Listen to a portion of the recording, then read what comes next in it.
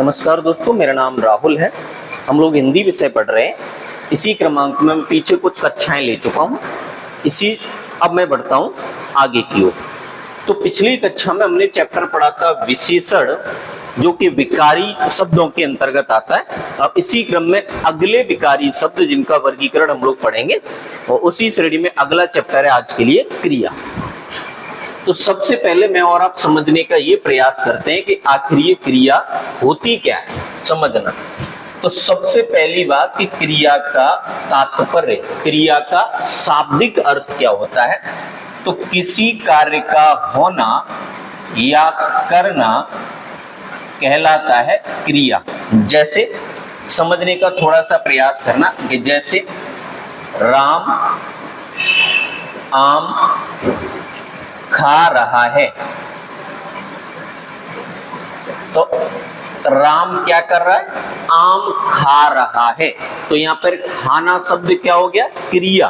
क्रिया मतलब किसी कार्य का करना या होना। जैसे वृक्ष से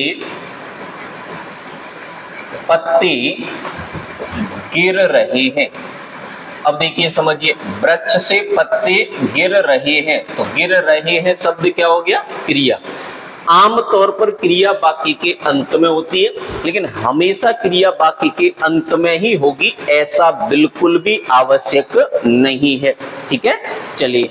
अब क्रिया जिस मूल शब्द से बनती है, वह मूल शब्द जिसके बाद में आप कोई प्रत्यय लगाकर क्रिया का निर्माण करते हो, वह मूल शब्द जिनके बाद में कोई प्रत्यय लगाकर क्रिया का निर्माण करते हैं, उसी मूल शब्द को कहा जाता है धातु। अर्थात क्रिया का मूल स्वरूप क्या है। अगर मैं आपसे बोलूं कि क्रिया का मूल स्वरूप क्या है, तो क्या बोलेंगे, धातु। आराम से हम विस्तार से समझने का प्रयास करेंगे। तो जैसे देखिए, धातु की परिभाषा, पारिभाषिक शब्दावली के आधार पर क्या पढ़ाया जा सकता है। तो देखो, समझना, वह मूलांश या मूल शब्द जिसमें विकार होता है। वो तो आप पढ़ ही लिए कि ये विकारी टॉपिक है, तो यहाँ विकार वाले शब्द आएंगे। जिसमें विकार होता है या प्रत्यय जोड़ा जाता है तो क्रिया बनती है, उसे धातु कहते हैं। तो हम लोगों ने पढ़ा क्रिया क्या है, किसी कार्य का होना या करना जहां पाया जाए उसे कहते हैं क्रिया। क्रिया का निर्माण किससे होता है, धातु से। धातु क्या है, वह मूल शब्द जिससे क्रिया बनती है। अब समझिए, इसी आधार पर धातु के होते हैं 3 प्रकार। अगर आपसे पूछा जाए कि धातु कितने प्रकार की है, तो ये बात ध्यान रखना है कि अगर मैं यहाँ पे जोड़ दूं कि मूलतः धातु के कितने प्रकार हैं, कितने बताएंगे, 2। और सामान्यतः पूछो कि धातु के कितने प्रकार है, तो बताएंगे 3।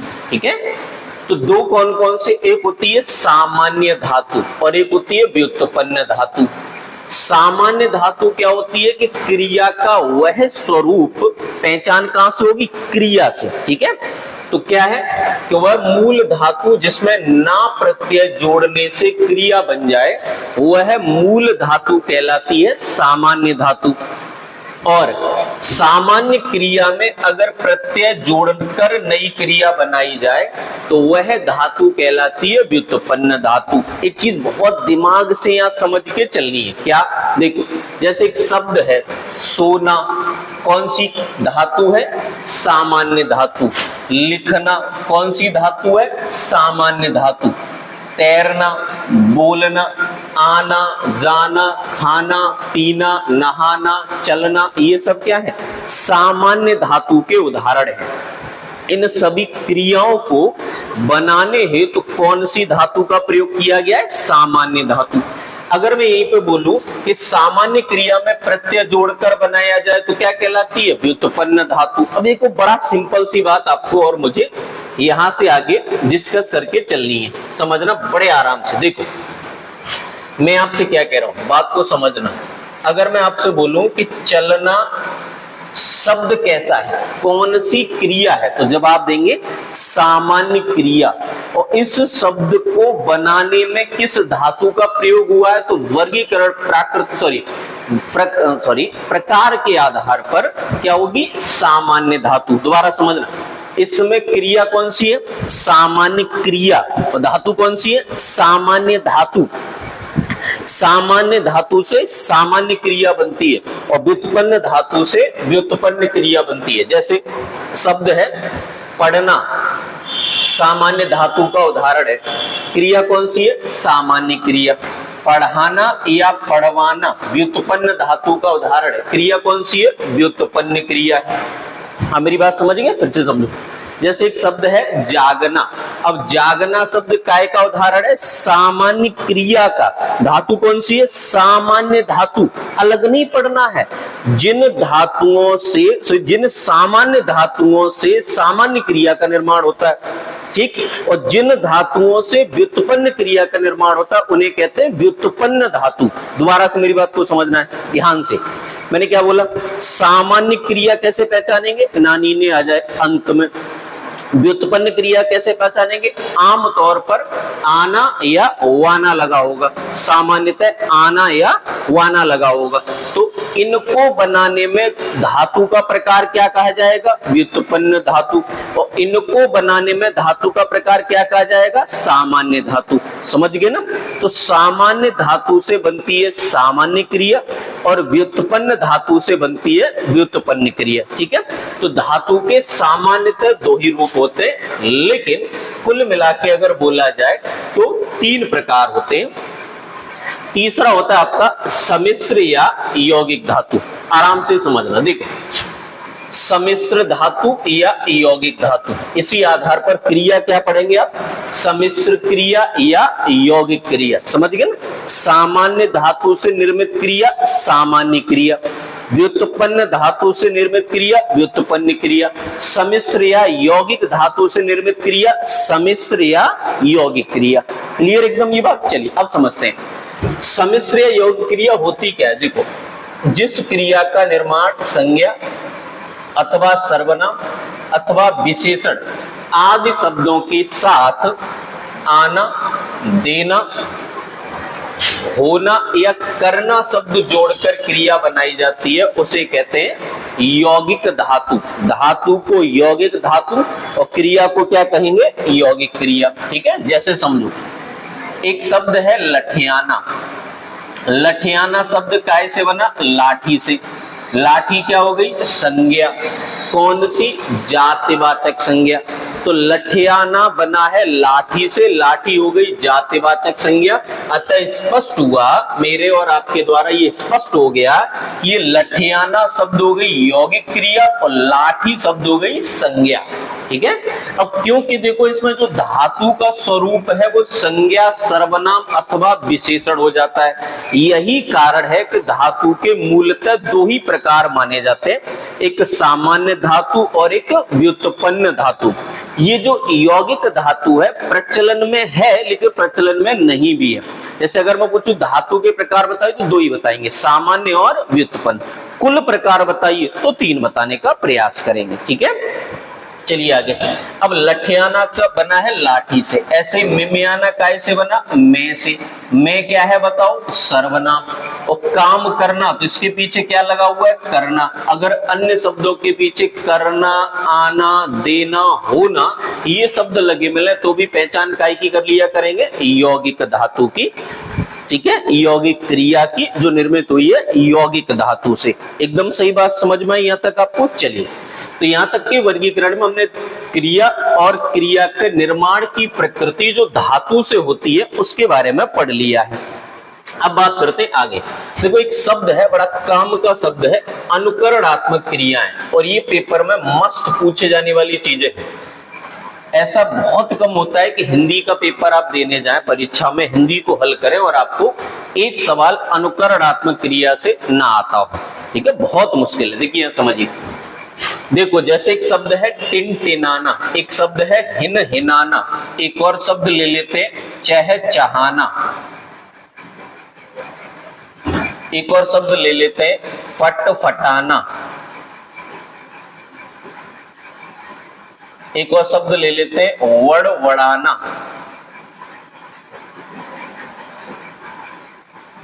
एक और शब्द ले लेते हैं, गिड़ गिड़ाना।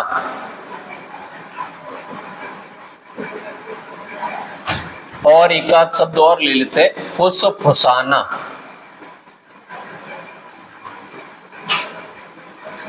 एक और चलो इतना ही बहुत है ना।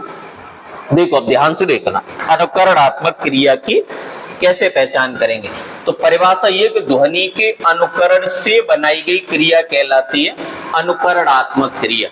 जिन क्रियाओं में ध्वनि का अनुकरण होता है वे क्रिया कहलाती है अनुकरणात्मक क्रिया। ध्वनि का अनुकरण कैसे होता है, देखो समझो सिंपल। यहाँ क्या लिखा है, टिन, और उसके बाद क्या लिखा है, टिन, तो हो गया ना अनुकरण। पुनः वही ध्वनि दोहराई गई है ना, टिन फिर से टिन। जैसे यहाँ पे फिर समझो, हिन और फिर से हिन, सेम लिखा हुआ है। चह चह, सेम लिखा हुआ है कि नहीं। फट फट, वड़ वड़, गिड़ गिड़, फुस फुस। तो जहां समान ध्वनि पुनरावृत्ति में ले ली जाए, जहां ध्वनि का अनुकरण किया जाए, वही ध्वनि पुनः दोहराई जाए, उसे क्या कहते हैं, अनुकरणात्मक क्रिया। तो अगर पेपर में सवाल आएगा तो बड़े आराम से आप बता पाएंगे ना। पूछा जाता है निम्न में से अनुकरणात्मक क्रिया का उदाहरण पहचानिए, अथवा निम्न में से कौन अनुकरणात्मक क्रिया का उदाहरण नहीं है, बड़े आराम से बता दोगे, बिना किसी हिचकिचाहट के आप इस सवाल को कर दोगे। चलिए बढ़ू मैं आगे, बढ़िया। तो अब तक हम लोगों ने पढ़ा क्रिया के प्रकार धातु के आधार पर। जो नाम धातु शब्द का है वही नाम क्रिया का है। जैसे सामान्य धातु से बनी सामान्य क्रिया, व्युत्पन्न धातु से बनी व्युत्पन्न क्रिया, यौगिक धातु से बनी यौगिक क्रिया। ठीक है, चलिए अब बात करते हैं क्रिया के प्रकार। तो क्रिया के प्रकार रचना के आधार पर या कर्म के आधार पर, एक ही बात है, रचना के आधार पर या कर्म के आधार पर। मेरी बात को समझने का प्रयास करना आप लोग, ठीक है। तो रचना के आधार पर क्रिया के सामान्यतः या कर्म के आधार पर आप बोल दो, क्रिया के सामान्यतः दो प्रकार होते हैं। एक प्रकार होता है आपका अकर्मक और एक प्रकार होता है आपका सकर्मक। आराम से मेरी बात को समझना, क्योंकि ये वर्गीकरण बड़ा काम आने वाला है आपको पेपर में। ठीक है, देखिए, अकर्मक अ अर्थात बिना और कर्म अर्थात कर्म। तो अगर वाक्य में कोई क्रिया बिना कर्म दी जाए, कर्म न हो किसी वाक्य में, तो वह क्रिया कहलाती है अकर्मक। और स यानी सहित, किसके सहित, कर्म सहित। तो अगर किसी वाक्य में क्रिया का एक रूप दिया जाए जहां कर्म भी साथ ही साथ उपस्थित हो, तो क्रिया कहलाती है सकर्मक क्रिया। आराम से मेरी बात को समझना। सकर्मक क्रिया की पहचान के लिए आप वाक्य में क्या अथवा किसे अथवा किसको शब्द लगाकर प्रश्न करते हैं। क्रिया के साथ क्या किया करेंगे, क्या अथवा किसे अथवा किसको लगाकर प्रश्न किया करते हैं। अगर इनके जवाब आ जाते हैं तो समझ जाना कि क्रिया कैसी है, सकर्मक, और जवाब ना आए तो समझ जाना क्रिया कैसी है, एक कर्मक। ये बात मैं समझा पा रहा हूं। चलिए अब उदाहरण ले लेते हैं, क्योंकि ऐसे बात बनती नहीं है। देखो ध्यान से, जैसे आराम से मेरी बात को समझना। अगर मैं लिख लूं कि मैं चल रहा हूं, अब आप एक मैंने ये वाक्य लिख लिया, अभी मैं समझाऊंगा आराम से, ठीक है, जल्दबाजी नहीं, कुछ उदाहरण लिख लेता हूं फिर। राम छत पर सो रहा है। एक और ले लेते हैं, पिताजी बस से आगरा जा रहे हैं। कुछ उदाहरण यहां लिख लेते हैं, ठीक है। जैसे मैं चल रहा हूं, तो यहीं पे लिख ले रहे हैं मैं आम खा रहा हूं, ठीक है। रहीम मुझे बुला रहा है। ठीक है, हम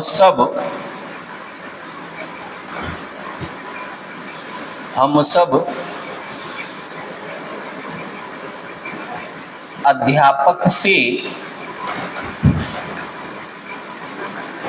हिंदी पढ़ रहे हैं। देखिए, तो मैंने ये तीन उदाहरण लिए, 3 उदाहरण अकर्मक के और 3 उदाहरण सकर्मक के। कुछ और मैं आगे समझा दूंगा, पहले इसको समझ लेते हैं। देखो, अकर्मक, यहाँ क्रिया है चल रहा हूं, यहाँ क्रिया है सो रहा है, और यहाँ क्रिया है जा रही है। यहाँ क्रिया है खा रहा हूं, यहाँ क्रिया है बुला रहा है, और यहाँ क्रिया है पढ़ रहे हैं। अब आपको क्या करना है, बड़े आराम से प्रश्न करना है।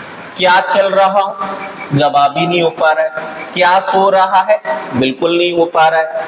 क्या जा रहे हैं, बिल्कुल नहीं हो पा रहा है। तो जहां इन प्रश्नों का जवाब नहीं मिल पा रहा है, वहां क्रिया क्या पढ़ेंगे, अकर्मक।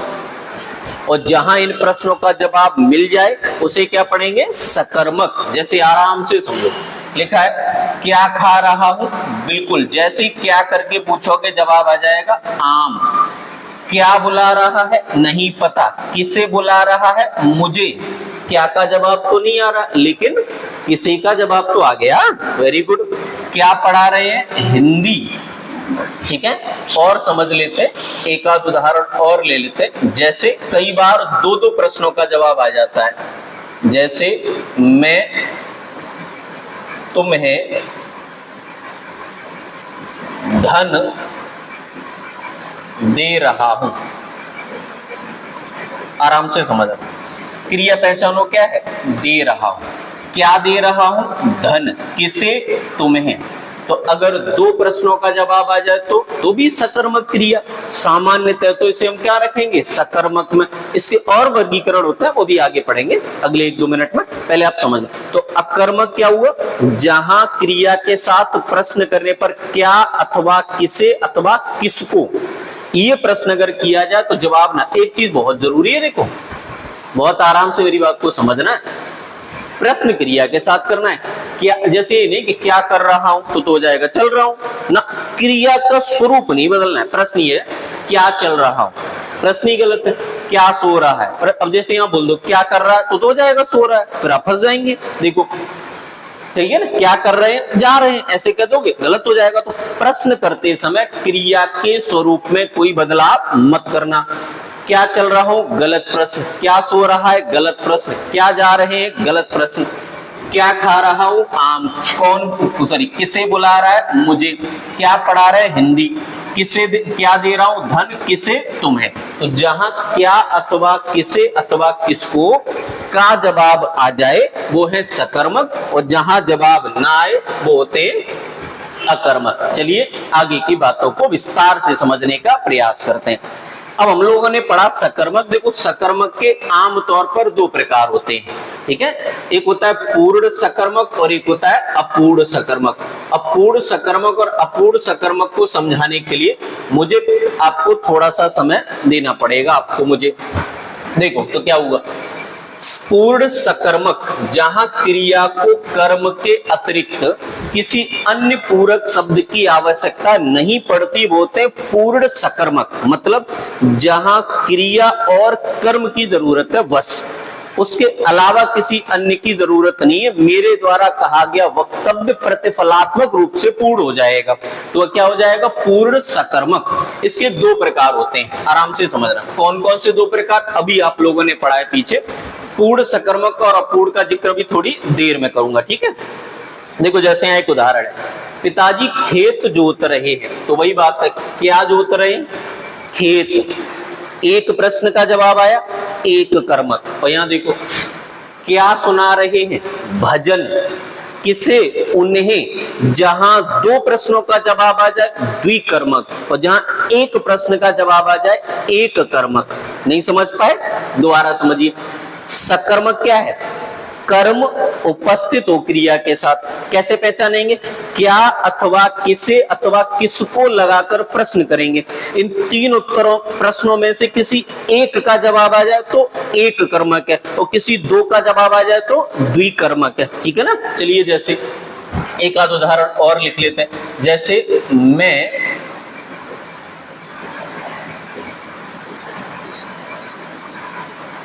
पिताजी को जगा रहा हूं।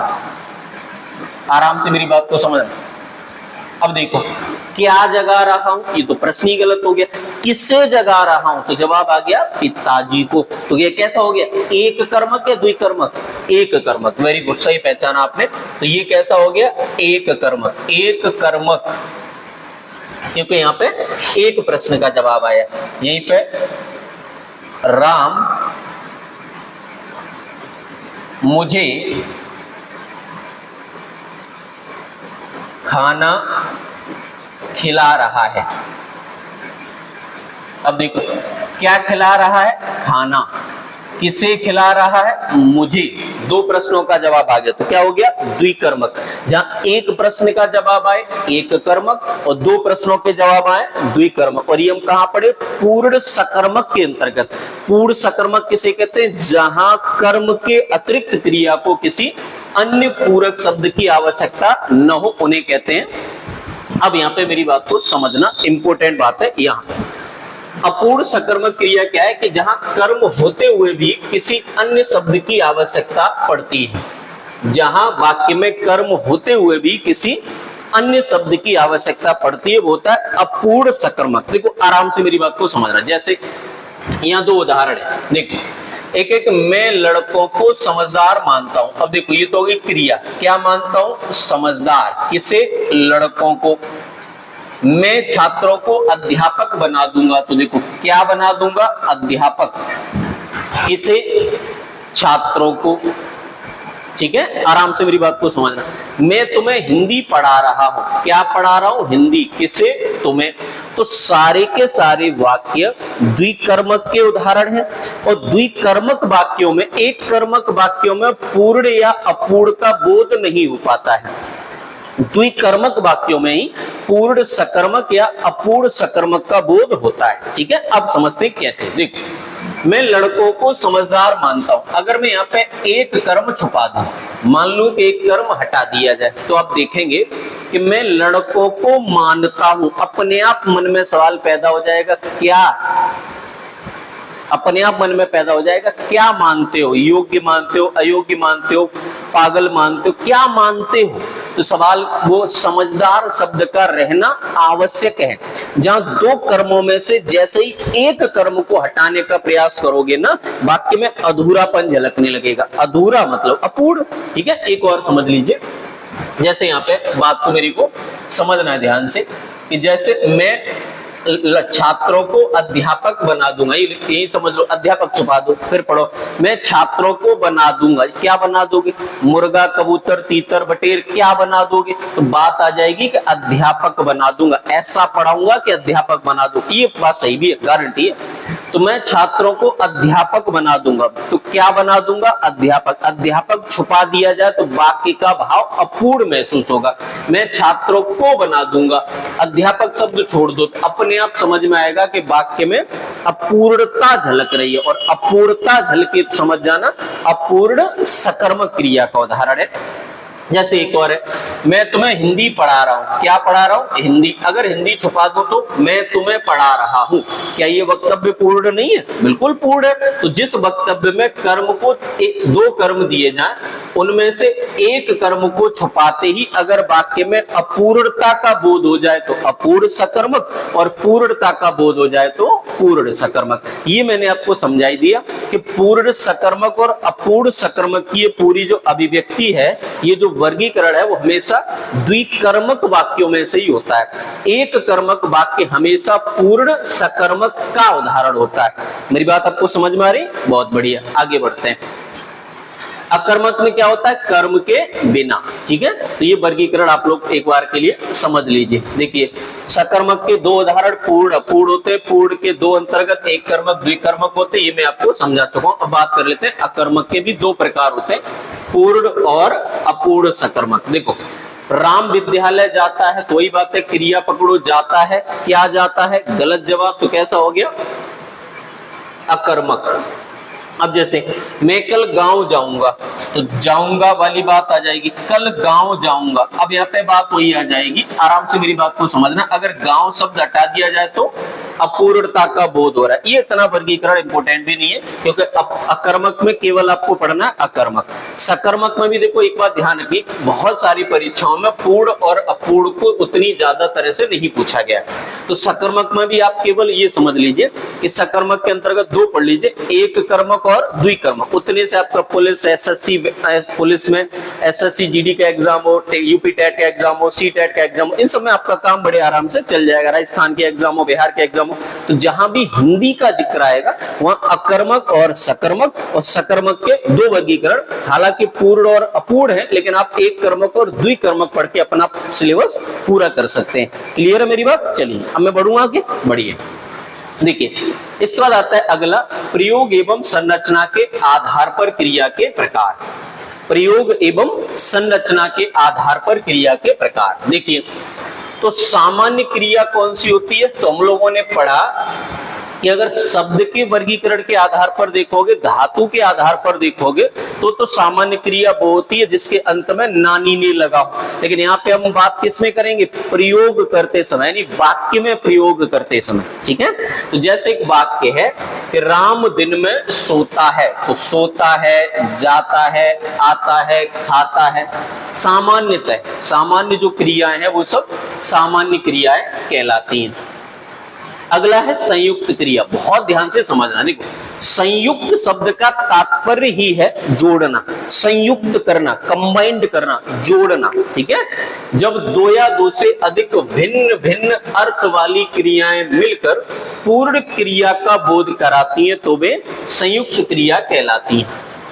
आराम से फिर से समझो, जब दो या दो से अधिक भिन्न भिन्न अर्थ वाली क्रियाएं मिलकर पूर्ण क्रिया का बोध कराती हैं तो वे संयुक्त क्रियाएं कहलाती हैं। जहां क्रियाएं आपस में मिल जाएं, कितनी? दो या दो से अधिक, और बोध कराएं एक क्रिया का, तो वह क्या कहलाएगी? संयुक्त क्रिया। Very good. कैसे बोध कराती है वो आप समझ लीजिए उदाहरणों के माध्यम से। जैसे मैं छात्रों को अध्यापक बना दूंगा। अब देखो दो शब्द हैं, बनाना और देना।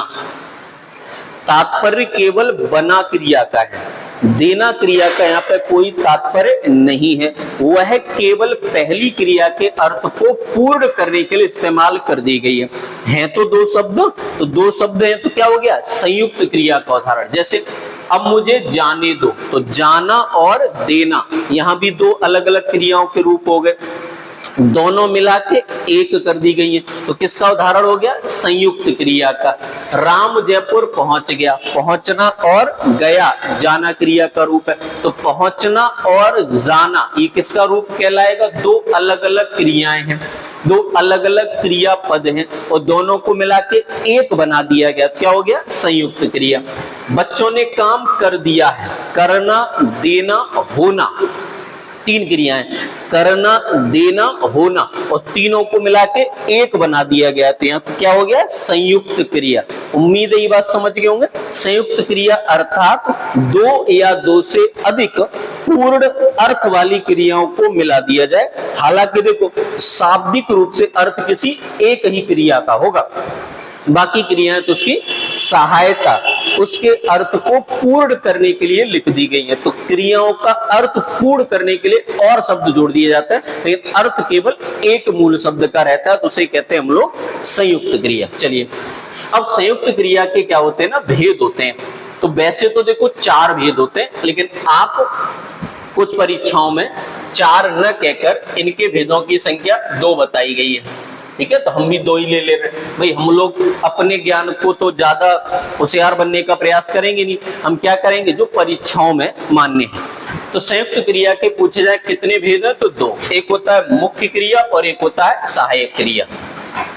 मुख्य क्रिया और सहायक क्रिया। देखो मुख्य क्रिया कौन सी होती है? जो मुख्यतः अर्थ देती है, और सहायक क्रिया कौन सी होती है? जो मुख्य क्रिया के सहायक के रूप में आती है। अर्थ केवल किसका होता है? मुख्य क्रिया का। ठीक है, जैसे अभी ये वाला देखो वाक्य लिखा, उसकी आंखें भर आई, तो मुख्य तात्पर्य किससे? भरने से। तो मुख्य क्रिया होगी। आया कौन? कोई नहीं, वो तो ऐसे ही लिख दिया गया, तो क्या हो गया, सहायक क्रिया। और समझ लीजिए यहाँ पे जो उदाहरण लिए थे इन्हीं में से पुनः इन्हीं का जिक्र कर ले रहा हूं ताकि आपको पूरी बात समझ में आ जाए। देखो आराम से लिखा, मैं छात्रों को अध्यापक बना दूंगा, तो बात बनाने की हो रही है। ये हो गई मुख्य क्रिया और ये हो गई इसकी सहायक क्रिया। दूंगा क्या है, केवल सहायक क्रिया। जैसे यहाँ अब मुझे जाने दो, तो जाने दो ये मुख्य क्रिया है।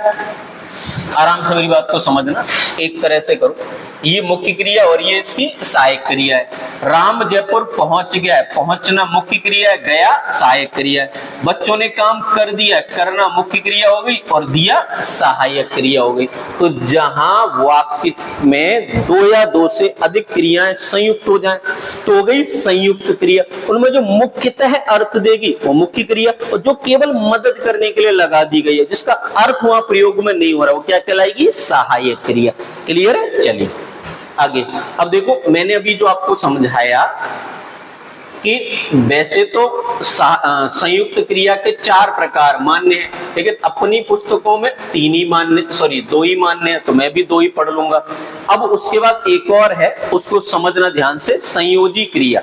तो ये जो संयोजी क्रिया वाली बात है आमतौर पर अभी मान्य नहीं है, इसलिए हम लोग इसको छोड़ के बात करेंगे। अगला देखो रंजक क्रिया। देखो रंजक शब्द का तात्पर्य, इसको चौथा प्रकार न पढ़ के आप अलग से पढ़ना, ठीक है। रंजक क्रिया, रंजक का अर्थ है विशिष्टता प्रदान करना, बात को सामान्य लफ्जों में न कहकर घुमा फिरा कर कहना। यानी लिखा कुछ और है, शाब्दिक अर्थ कुछ और है, शब्द कुछ और है लेकिन अर्थ कुछ और है। जहां शब्द और अर्थ में समता नहीं है वह होती है रंजक क्रिया। जैसे सेंटेंस है कि बरसाती बादल देखकर उसका मन मयूर नाच उठा। सीधा सिंपल बात यह है कि मन में प्रसन्नता आ गई। किसान ने बरसाती बादल देखे तो किसान के मन में प्रसन्नता आ गई। अब ऐसा तो नहीं कि मन में मयूर नाच उठा, फड़फड़ा गया अंदर से मयूर, मन फट गया, ऐसा संभव है? नहीं। तो मन मयूर नाच उठा का तात्पर्य यहाँ पर क्या है, आराम से मेरी बात को समझना, प्रसन्नता। जैसे एक और एग्जांपल ले लो कि मैं अगर आपसे बोलूं कि लड़ झगड़ कर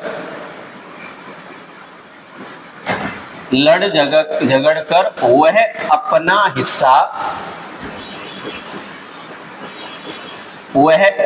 हिस्सा ले ही मरा। लड़ झगड़ कर वह अपना हिस्सा ले ही मरा। अब इसमें कौन मरा? कोई नहीं।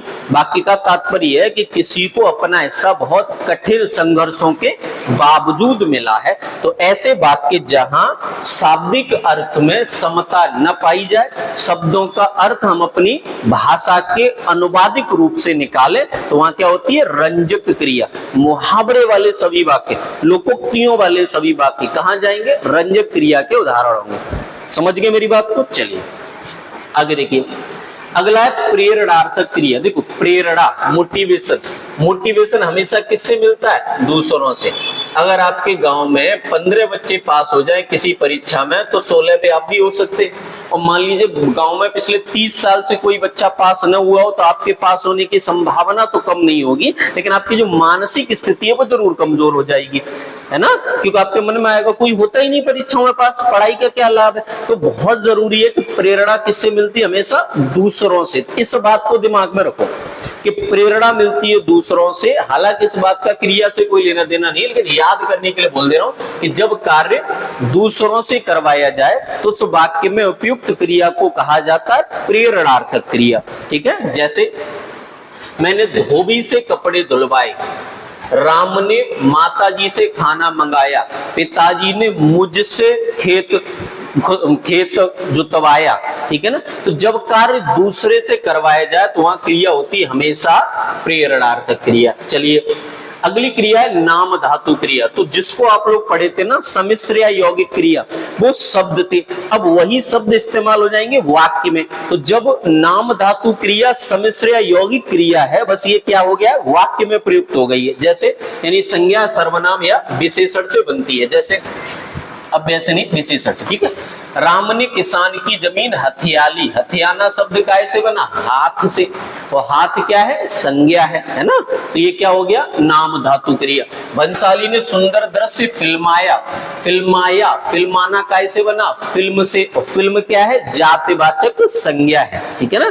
तो जहां संज्ञा सर्वनाम अथवा विशेषण से क्रियाओं का निर्माण हो उन्हें कहते हैं नाम धातु क्रिया। सिंपल शब्दों में बोलूं तो जब शब्द पढ़ रहे थे तो ये क्रियाएं हम लोगों को कहां पढ़ने को मिल रही थी? शब्द पढ़ रहे थे तब कहां पढ़ रहे थे बताइए? तो पढ़ रहे थे सम्मिश्र या यौगिक क्रियाओं में। अब वही क्रिया वाक्य में प्रयुक्त हो गई है, तो सामान्यतः ये सम्मिश्र या यौगिक के अंतर्गत है। और वाक्य में अगर लिख दोगे यही शब्द तो बन जाएंगे नाम धातु क्रिया। क्लियर? आगे की बात देखो। अगला है पूर्वकालिक क्रिया। पूर्वकालिक क्रिया क्या है? कि जब एक क्रिया दूसरी क्रिया से पूर्व काल में हो, पहले के काल में हो, पहले के समय में हो, तो पूर्वकालिक क्रिया होती है। जैसे मैं अभी सोकर उठाऊं तो अभी सोकर, ये वाला शब्द सोकर, वह पढ़कर खेलेगा। पहचान क्या है? कर लगा मिलेगा, ठीक है? मैं नहाकर आता हूं, ठीक है? तुम खाना खाकर मिल लेना, तो वही बात है, कर लगा होगा। एक क्रिया से दूसरी क्रिया पहले संपन्न होती है तो उसे कहते हैं पूर्वकालिक क्रिया। आगे देखो अगला, सजाती क्रिया। जहां कर्म तथा क्रिया दोनों एक ही धातु से बने हो तो क्रिया कहलाती है सजाती क्रिया। जैसे भारत ने अनेक लड़ाइयां लड़ी, दोनों का मूल शब्द क्या है? लड़। लड़ाइयां लड़ी, दोनों का मूल शब्द क्या है? लड़।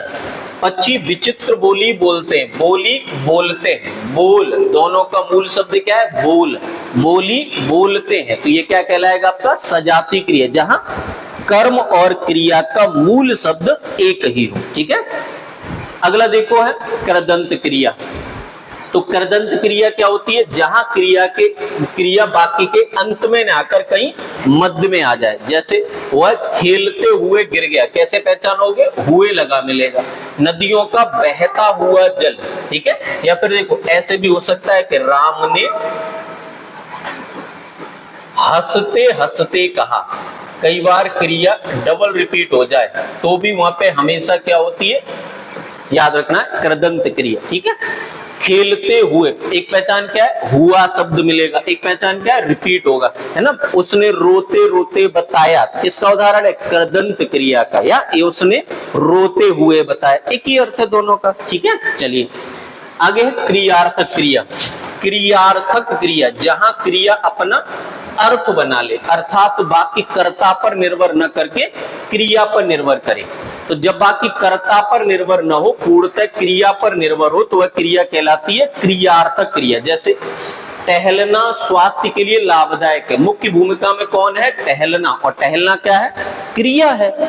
मुख्य भूमिका में तो संज्ञा या सर्वनाम होते हैं, लेकिन यहाँ पे क्या है? क्रिया है, तो क्या बनेगा? क्रियार्थक क्रिया। जैसे मुझे पढ़ना अच्छा लगता है। क्या अच्छा लगता है? पढ़ना। अब तक आपने क्या सीखा? क्या अथवा किसे अथवा किसको लगाकर प्रश्न पूछते थे, क्या जवाब आता था? कर्म का। यहाँ जवाब किसका आएगा? क्रिया का। देखिए, देश के लिए मरना गौरव की बात है। गौरव की बात क्या है? देश के लिए मरना। तो यहाँ मुख्य भूमिका पूरी बात मरना पर निर्भर है, मुख्य भूमिका पूरी बात पढ़ना पर निर्भर है, मुख्य भूमिका पूरी बात टहलना पर निर्भर है। तो जहां वाक्य में बाकी का मूल तत्व कर्ता न होकर क्रिया हो, वह क्रिया कहलाती है क्रियार्थक क्रिया, ठीक है? चलिए आगे, दो वर्गीकरण और समझ लेने। एक होती है समापिका और एक होती है असमापिका क्रिया। ये भी आपको बात को समझ लेना है। दो वर्गीकरण और, एक होती है समापिका, समापिका, ठीक है? समाप्त करने वाली। अगर वाक्य समाप्त करने वाली, अगर वाक्य क्रिया पर समाप्त हो तो समापिका, और वाक्य क्रिया पर समाप्त न हो तो असमापिका। आराम से मेरी बात को समझना, ठीक है? चलिए ठीक है। अब देखो, जैसे ये वह खेलते हुए गिर गया, गिर गया क्रिया पे ही तो खत्म हुआ, समापिका का उदाहरण है।